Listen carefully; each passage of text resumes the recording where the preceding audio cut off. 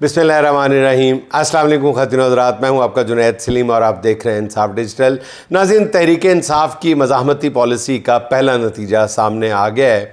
यार लोग कह रहे हैं कि जी पस पर्दा क़ुव्वतों ने PTI को न सिर्फ एक डील ऑफ़र कर दी है बल्कि इसके बारे में सहाफ़ियों को बताया भी जा रहा है कि वो इस डील पर तैयार हैं। लेकिन नाज़रीन, मेरी अपनी दानिश में अगर इस ख़बर को दुरुस्त तस्लीम कर भी लिया जाए तो ये और इसके सारे निकात पर गौर किया जाए तो ये कोई डील नहीं है, ये सिर्फ कॉन्फिडेंस बिल्डिंग मेजर्स हैं। और उस ख़बर में भी, उस ख़बर की सुर्खी में भी यही बताया गया है, अंसार अब्बासी साहब की ख़बर की सुर्खी में भी यही लिखा गया है कि जो बाहमी एतमाद है उसकी बहाली के लिए इक़दामात, कॉन्फिडेंस बिल्डिंग मेजर्स हैं। ये कोई डील या मफाहमत तक अभी बात नहीं पहुंची। ना ही इस्टेब्लिशमेंट ने अपने मुतालबात में कोई बहुत बड़ी बात मनवाने की कोशिश की है और ना ही उसके जवाब में कोई बहुत बड़ी ऑफ़र की है कि जो इमरान खान की रिहाई या PTI पर जितना भी इस वक्त जो PTI के साथ किया जा रहा है उसके ख़ात्मे का कोई ऐलान किया है। इस डील के नाज़रीन या इस जो ऑफ़र के 7 नकात हैं। पहला नुक्ता ये है कि जी PTI रहनुमा फ़ौज और उसकी क़यादत पर तनकीद ना करें। एहतजाज और जलसों के दौरान भी रियासती इदारों के ख़िलाफ़ कोई बात ना करने की यकीन दहानी कराई जाए। दूसरा नुक्ता इस ऑफ़र का ये है कि सोहेल अफरीदी को इस्लामाबाद जाने की इजाज़त होगी, वो अडयाला भी जा सकते हैं। अलबत्ता PTI वाले जो हैं वो हसास इमारतों की जानिब नहीं जाएंगे, यानी अडयाला जाते हुए किसी GHQ वाला रास्ता इस्तेमाल नहीं करेंगे। तीसरा नुक्ता ये है कि PTI के कायदीन दहशत गर्दी और कौमी सलामती से मुतालिक बयानात नहीं देंगे।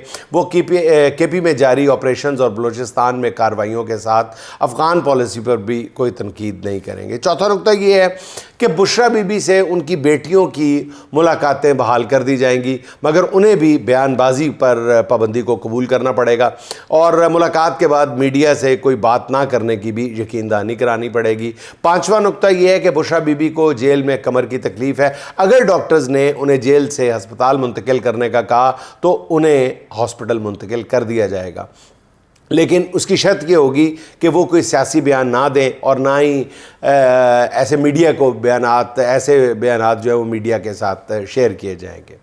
नाज़रीन, इस ऑफ़र का छठा नुक्ता ये है कि इमरान खान की बहन नौरीन खान की इमरान खान से मुलाकात कराई जा सकती है, मगर फिर वही यकीन दहानी करानी होगी कि वो मुलाकात के बाद मीडिया से गुफ्तगू नहीं करेंगी। इस मुलाकात के बाद इमरान खान की बीमारी को इशू नहीं बनाया जाएगा और कोई सियासी बयान बाजी नहीं की जाएगी। अब सवाल यहाँ ये पैदा होता है कि इमरान खान की बीमारी, इसका मतलब है कि कोई ना कुछ है कि जिसकी वजह से ये कहा जा रहा है कि उनकी बीमारी को नौरीन खान जो है वो इशू नहीं बनाएंगी। इसका मतलब है कि कोई ना कोई उनकी सेहत के साथ मामला गड़बड़ है। यानी वो जो कहते हैं कि कोई कहीं ना कहीं किसी चीज़ की पर्दादारी है। मतलब ये एक सवाल खड़ा होता है ख़बर पढ़ने के बाद। सातवां और आखिरी नुक्ता ये है कि अगर तहरीक इंसाफ इन चीज़ों की पाबंदी करती है तो इमरान खान के मुकदमात में उन्हें कुछ रिलीफ मिल सकता है, जिसकी मिसाल ये दी गई है कि कल चीफ जस्टिस सरफराज डोगर जिस तरह गुस्से में थे और फौरी तौर पर मुकदमात का फ़ैसला करने का इंदिया दे रहे थे, मगर फिर उन्होंने केस की अगली तारीख देने की बजाय उसे गैर मुअय्यना मुद्दत के लिए मुलतवी कर दिया। बताया गया है कि अगर PTI तावन करेगी तो इन मुकदमात को मज़ीद लटकाया जा सकता है। उसकी मिसाल यूँ भी दी गई है कि इसी पॉलिसी के तहत इस्लामाबाद धरने में गिरफ़्तार बेशतर अफराद को रिहा भी कर दिया गया है। जेल के अंदर इमरान खान को तो कई बार डील की ऑफ़र की गई है, मगर जेल के बाहर PTI क़यादत को ये पहली बाज़ाब्ता ऑफ़र है। अब कहने वाले कह रहे हैं कि जी तहरीक इंसाफ ने सिर्फ एक हफ़्ते के दौरान अपने पत्ते दुरुस्त तरीके से खेले हैं, तो उसका नतीजा सबके सामने आ गया। पीपल्स पार्टी से राब्तों, अवामी मोबिलाइजेशन की कोशिशों और नून लीगी हुकूमत की हद दर्जा ख़राब परफॉर्मेंस ने इस्टेब्लिशमेंट को मजबूर कर दिया है कि वो तहरीक इंसाफ की तरफ ताउन का हाथ बढ़ाए। अभी PTI ने इस ऑफ़र का कोई जवाब नहीं दिया, लेकिन मामलात इसी सिमत में आगे बढ़ते रहे तो नून लीग के लिए मेरा ख़्याल घबराने का वक्त हुआ चाहता है। और नाज़रीन, PTI के दरमियान इन राब्तों पर मुख्तलिफ़ हवालों से तबसरे किए जा रहे हैं। PTI के अंदर भी मेरी ज़ाती राय इस बारे में ये है कि PTI और इस्टेब्लिशमेंट के दरमियान फ़ौरी तौर पे کوئی واضح انداز میں برف پگھلنا ذرا مشکل ہے۔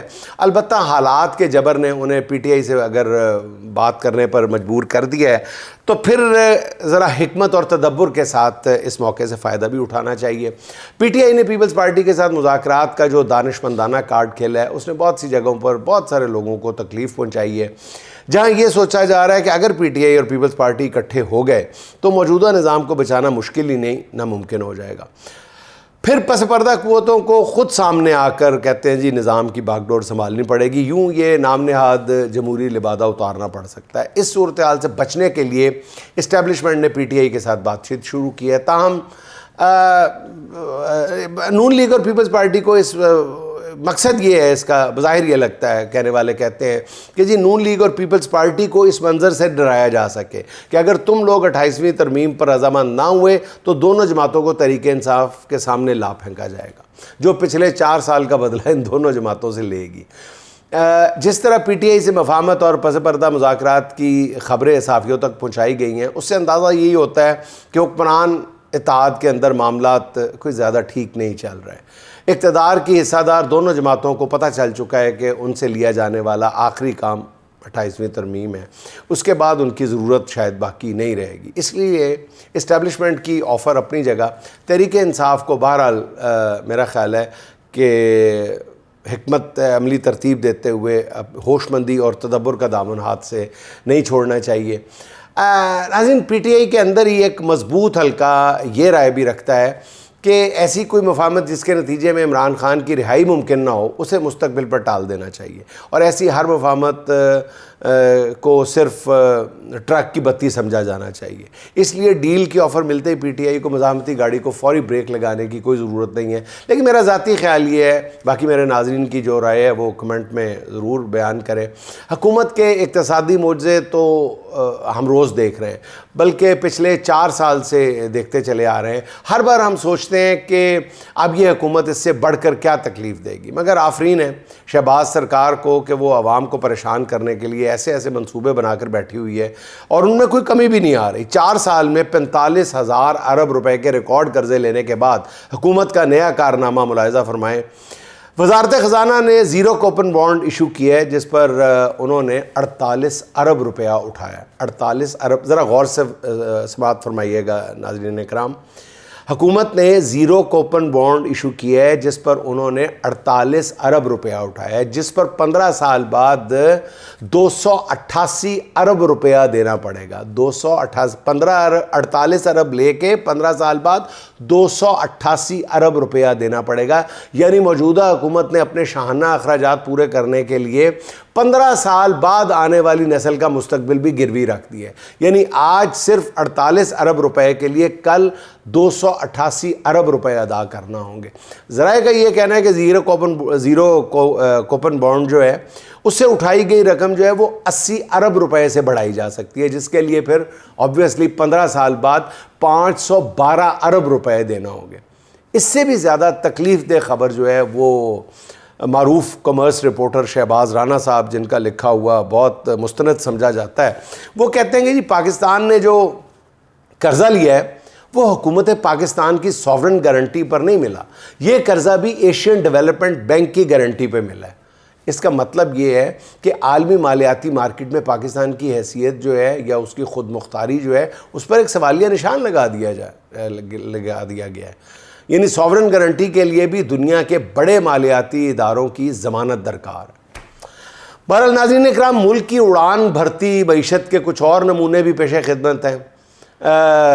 آپریشنل اخراجات، بڑھتے ہوئے آپریشنل اخراجات اور ڈیزل کی قیمتوں میں اضافے کے باعث پاکستان ریلویز نے مختلف روٹس پر 8 ٹرینیں بند کر دی ہیں۔ اتراک وزیر ریلوے صاحب کیسے جلسوں سے خطاب فرماتے ہیں اور کیسے وزیر اعظم کو اپنی کارکردگی دکھاتے ہیں، بلکہ قوم کو اپنی کارکردگی دکھاتے ہیں کہ ایک نئی ریلوے جاپان نو پیچھے چھڑ دیتا ہے۔ ایسی حقیقت کیا ہے؟ 8 ٹرینیں بند کر دی گئی ہیں اور کہا یہ گیا ہے کہ جی حالات درست ہوں گے تو دوبارہ شروع کر دیں گے. یعنی آپ تسلیم کر رہے ہیں کہ حالات بہت خراب ہے. بند ہونے والی ٹرینوں میں بولان میل ہے, خوشحال خان خٹک ہے, مہران ایکسپریس ہے, چمن پیسنجر ہے, ماروی ہے, سمن سرکار ایکسپریس ہے, موجوداڑو ایکسپریس, راوی ایکسپریس, مطلب 8 ٹرینیں بند کر دی ہیں. ترجمان ریلوے کا کہنا یہ ہے, وہی جیسے میں نے عرض کیا کہ جی حالات بہتر ہونے پہ ٹرینیں بحال کر دی جائیں گی. اب یہ حالات کب بہتر ہوں گے اس بارے میں کوئی نہیں جانتا. اب ٹی وی پہ دیکھتے ہیں تو حالات تو بہت اچھے ہیں. اب مزید آپ نے کتنے حالات بہتر کرنے ہیں جب ریلوے بہتر ہو جائے گی. ٹی وی آن کریں, وزیروں کی پریس کانفرنسز سنیں تو حالات تو ایسے ہیں کہ امریکہ کے اور کسی ترقی, سویڈن ناروے کے نہیں, اسکینڈینیوین کنٹریز کے نہیں ہیں جیسے ہمارے حالات ہیں. تو پھر کب حالات اچھے ہوں گے؟ حالات برے کب ہیں؟ مجھے تو سمجھ نہیں آتی. معاشی معجزوں کی ایک تصویر معروف صنعت کار اور سابق نگران وزیر جناب ایس ایم تنویر نے بھی دکھائی ہے. آپ دیکھیں کہ حکومت کے معاشی ویژن کی پھر داد دیں. کہتے کیا ہیں وہ ایس ایم تنویر صاحب؟ وہ کہتے ہیں کہ جی مہنگی بجلی, زیادہ شرح سود کے باعث 150 سے زیادہ ٹیکسٹائل میلز بند ہو چکے ہیں, کنسٹرکشن بزنس بھی تقریباً بند ہو چکا ہے. وفاقی وزراء بتاتے ہیں کہ جی پاکستانی معیشت اڑان بھر چکے ہیں. اس اڑان کا ایک منظر آپ بھی دیکھیں کہ پاکستان میں غیر ملکی سرمایہ کاری میں جو کمی ہے وہ تشویشناک حد تک بڑھ چکی ہے. رواں مالی سال کے دوران رواں مالی سال کے پہلے 10 ماہ کے دوران براہ راست غیر ملکی سرمایہ کاری میں 31% کی نمایاں کمی ریکارڈ کی گئی ہے. 10 مہینوں میں 31%. ان اعداد و شمار کے مطابق ترقی کا جو شور ہے, اس شور میں پچھلے 10 مہینوں میں $3 ارب کی گاڑیاں امپورٹ کی گئی ہیں. دوسری طرف IMF سے $1 ارب لینے کے لیے عوام کا خون نچوڑا جا رہا ہے. اچھا ناظرین, اب آپ ان حالات پہ روئیں یا سر پیٹیں. ہمارے پیارے وطن میں بہرحال یہ سب کچھ ہو رہا ہے اور کوئی پوچھنے والا نہیں ہے. ترقی کا زینہ طے کرتی ہے. ایک اور خبر بھی سن لیں. ابھی چند روز پہلے بتایا تھا کہ حکومت نے بجلی کی قیمت میں پورا 1 پیسہ کمی کا اعلان کیا تھا, اور اس 1 پیسہ کمی کا پتہ نہیں ابھی جو اس پر عمل ہوا ہے یا نہیں, لیکن میرا خیال خبر سن کے ہی 1 پیسے کی بچت کر کے فی یونٹ میرا خیال ہے کہ پاکستانیوں نے 25 کروڑ پاکستانیوں نے بیرون ملک جائیدادیں بھی خرید لی ہوں گی. حکومت کی اس دریا دلی کا عوام ابھی مزہ لے رہی تھی کہ تازہ خبر آ گئی ہے کہ جی سینٹرل پاور پرچیزنگ ایجنسی نے فیول پرائس ایڈجسٹمنٹ کی مد میں بجلی کی قیمت ₹1.72 بڑھانے کی درخواست کر دی ہے. اب عوام جانتے ہیں کہ اس طرح کی درخواستیں کہاں مسترد ہوتی ہیں. تو پہلے 1 پیسہ کمی کر کے حکومت نے حاتم طائی کی قبر پہ لات ماری تھی, اور اب حاتم طائی نے قبر سے نکل کر ₹1.47 اضافے کے بعد میرا خیال حاتم طائی نے قبر سے نکل کر حکومت کی معاشی پالیسیوں پر لات مار دی ہے. اب دیکھیں آگے کیا ہوتا ہے. اچھا ناظرین, وفاق کے بعد کچھ ذکر ہو جائے پنجاب کی ترقی کا بھی.